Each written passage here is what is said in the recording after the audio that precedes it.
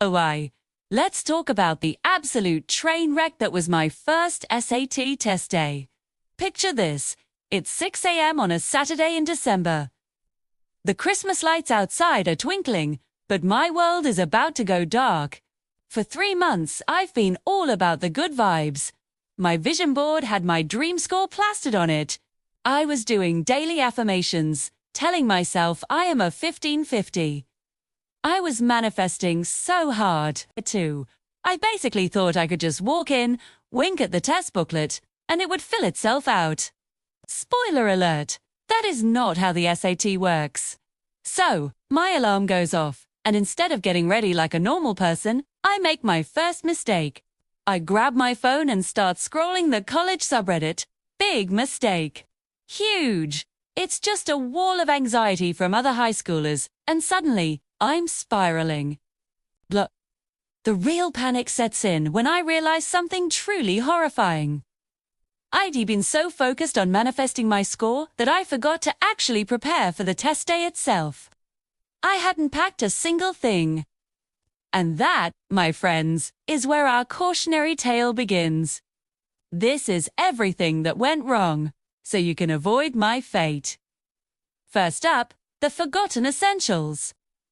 This is where it gets really embarrassing.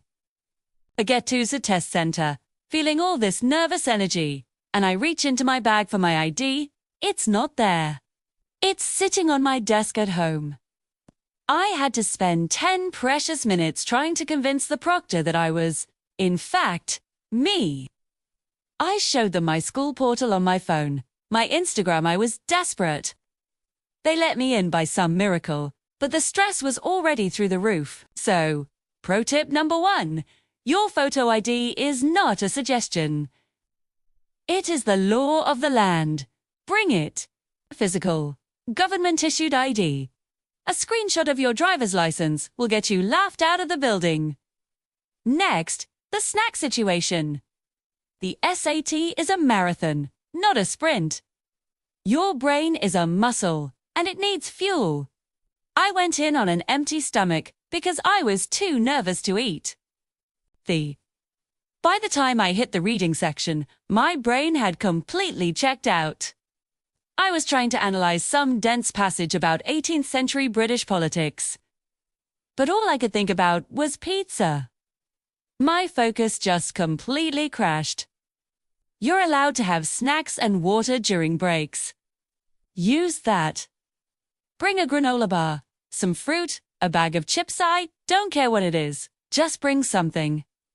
And water, absolutely non-negotiable. Dehydration plus test anxiety is a nightmare combo. Then there's the pencil drama. I saw it happen to the person next to me. They had one singular mechanical pencil. Halfway through the no calculator math section, the lead breaks. The panic on their face was real. They had to waste time flagging down a proctor for a replacement. Don't be that person. Bring at least 5 sharpened number 2 pencils.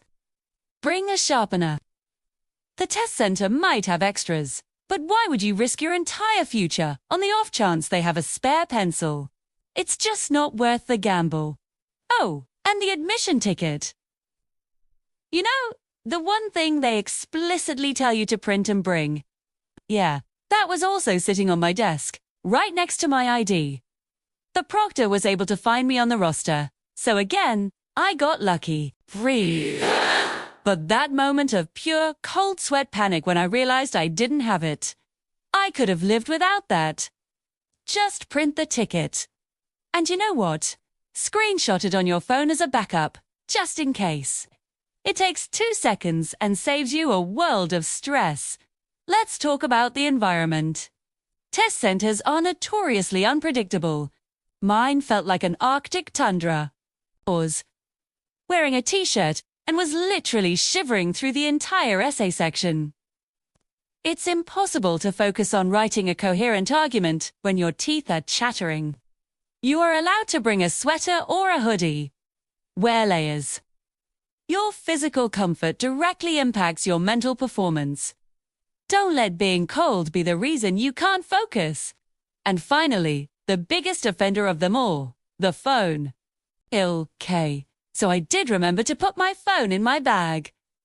But I forgot to put it on silent. Right in the middle of the calculator math section, my bag starts vibrating. It was just my mum texting, "Good luck, honey." But the look the proctor gave me could have turned me to stone. I got a stern warning. One more buzz and my score could have been cancelled. Turn your phone completely off. Better yet, leave it in the car. You can't use it anyway, so get it out of the equation entirely. But beyond all the physical stuff I forgot, there was the mental prep I completely messed up. The night before, I was up until midnight cramming last-minute practice problems. My brain was fried before I even started. You need sleep. Seriously, get at least 8 hours. Brain processes information and solves problems way better when it's rested. Pulling an all-nighter is self-sabotage. I also skipped breakfast, which we already covered. I was too nervous to eat, and my blood sugar paid the price. Eat something solid.